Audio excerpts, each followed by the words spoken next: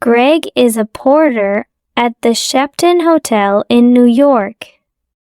After work, he always goes for a coffee across the street.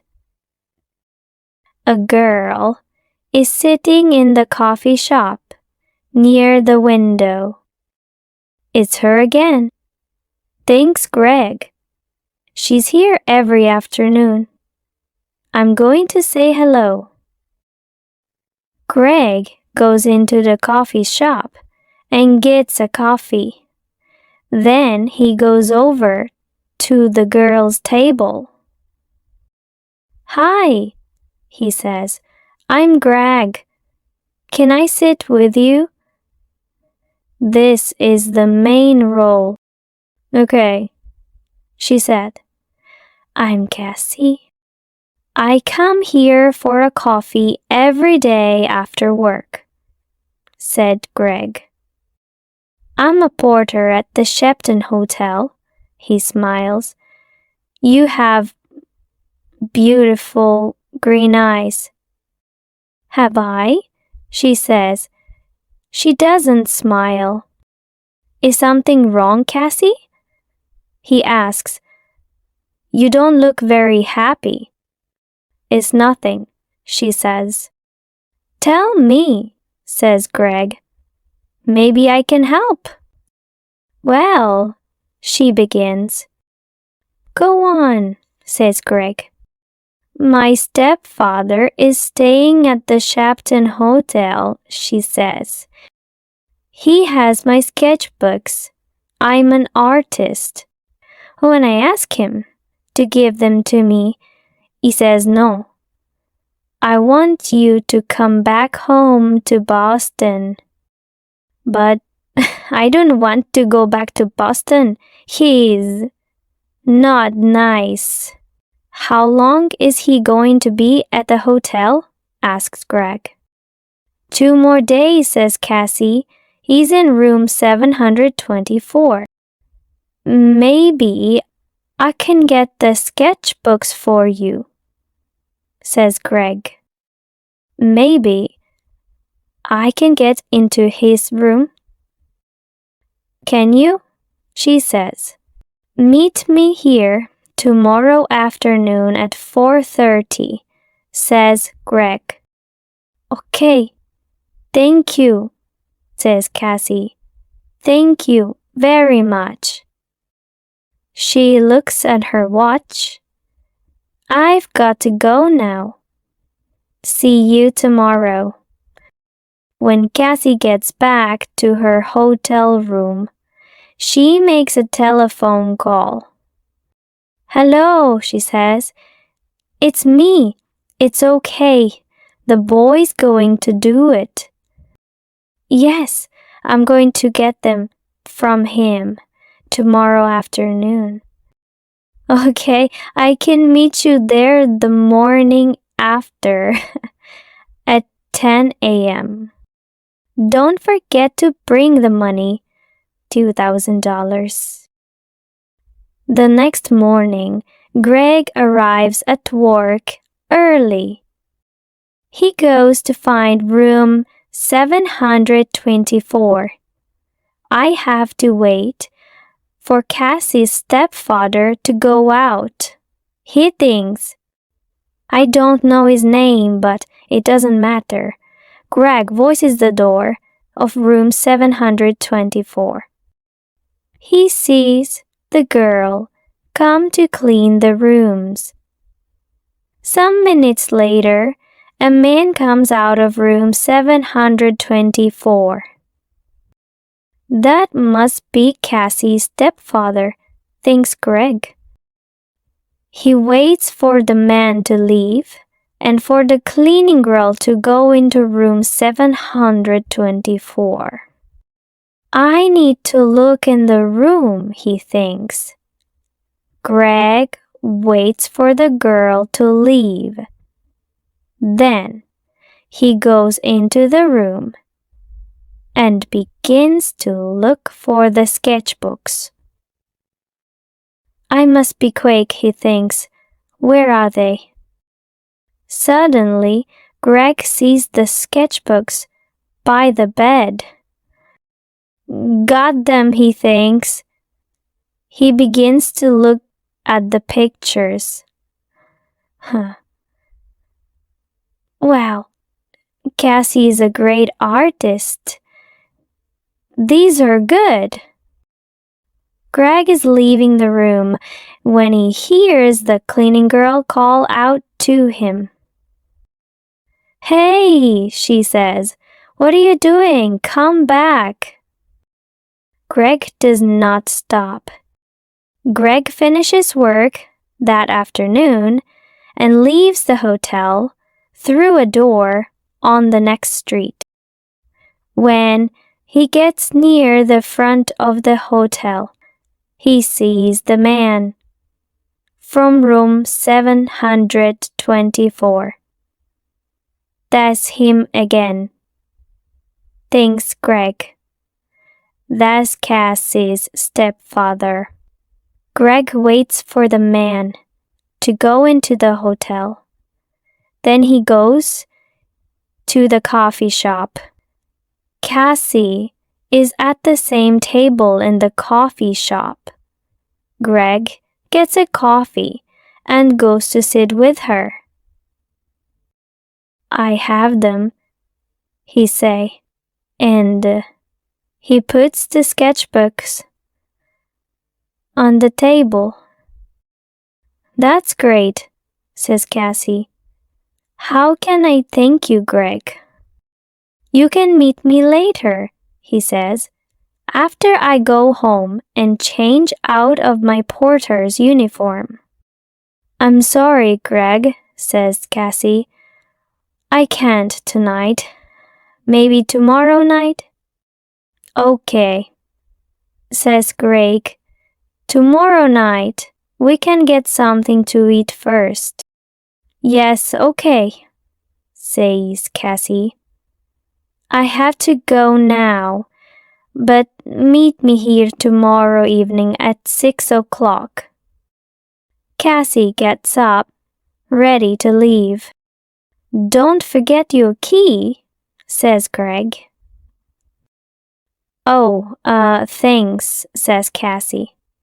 She takes it from him quickly. See you tomorrow. Greg is finishing his coffee when he sees his friend Mike. You're in trouble, Greg, says Mike. Jake Brusso's sketchbooks are not in his room, 724, and there are CCTV pictures of you coming from that room. Who is Jake Brusso? Asks Greg. Suddenly, he's not feeling very well. An artist, says Mike. His pictures sell for thousands of dollars, and his sketchbooks sell for thousands too. Do you have them? Asks Mike. No, a girl has them, says Greg. What girl? Asks Mike. A girl with green eyes, says Greg, and he tells Mike about Cassie and her stepfather. But it's not true, says Mike when Greg finishes speaking. Jack Russo doesn't have a wife or a stepdaughter. You have to find that girl and get the sketchbooks, Greg, and you have to do it before the police find you. Greg walks home to his one-room apartment. How am I going to find her, he thinks. She has Jake Russo's sketchbooks now, so she's not going to meet me again. Is she going to sell them for a lot of money? There is a police car in the street next to Greg's apartment. Oh no, he thinks, They're waiting for me. I can't get into my apartment now. That night, Greg sleeps on a train in the subway. But early the next morning, "Hey, you," says a man. He's the subway cleaner. "Get up. You can't sleep here all day." "Sorry," says Greg. "People are arriving to get their trains now." One of them stops, looks at a photograph in his newspaper, and then at Greg. "It's him," thinks the man. It's the young man in the newspaper photograph. The police are looking for him. Suddenly, Greg sees the man looking at him, and he sees his picture on the front of the man's newspaper. "I have to get out of here quickly," he thinks. The man with the newspaper finds a policeman. "It's him," he tells the policeman. The hotel porter. "Hey, you," the policeman calls to Greg. Greg runs. "Stop," calls the policeman. Greg doesn't stop.